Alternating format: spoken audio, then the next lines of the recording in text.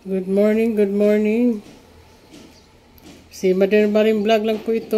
Ayan. Tagal-tagal na ako hindi nakabigay sa inyo ng mga paswertres. Kasi busy si Mother eh. Ayan, September 13 yan ha. Ito yung binigay ko sa aking group chat guys. Andyan yan. Tingnan nyo guys, ito ay sa 3D lang daw. Pero sabi ko, posible rin na pupunta yan sa STL Visayas Mindanao. Kaya yan ang 932 at saka 619286. Hindi ibig sabihin yan, yun na yung probable natin ha. Posible din yan. Kaso lang, yan, nakalagay dyan sample 963. Diba, tingnan nyo guys, nakalagay dito sa itaas, diba? 963. Yan.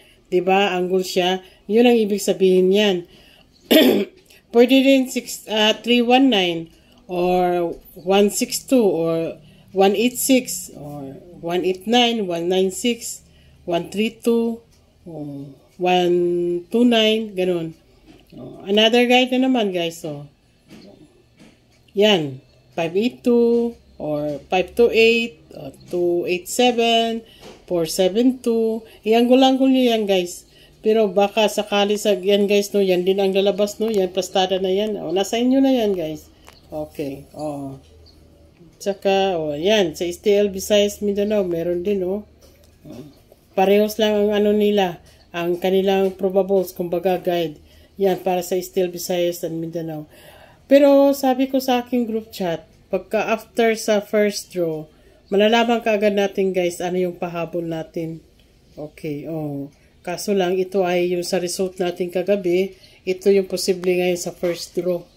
Kaya, kung may lalabas dito sa first draw, na given dito sa ating guide, madali lang natin mahanap yan mamaya sa follow-up.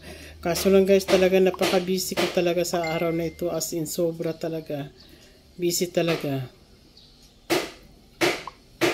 Thank you talaga ha. Yan lang ang aking pa-swertres ngayon sa umaga. Okay? Yan. Okay, thank you very much. Please don't forget to like and subscribe to my channel, Mother Maring Vlog. Pakilala nyo rin ako guys sa mga kaibigan nyo, mga kapitbahay nyo, kabarkada nyo. At pakisabi na rin, huwag na kalimutan mag-subscribe kay Mother Maring Vlog. Okay, kita kits!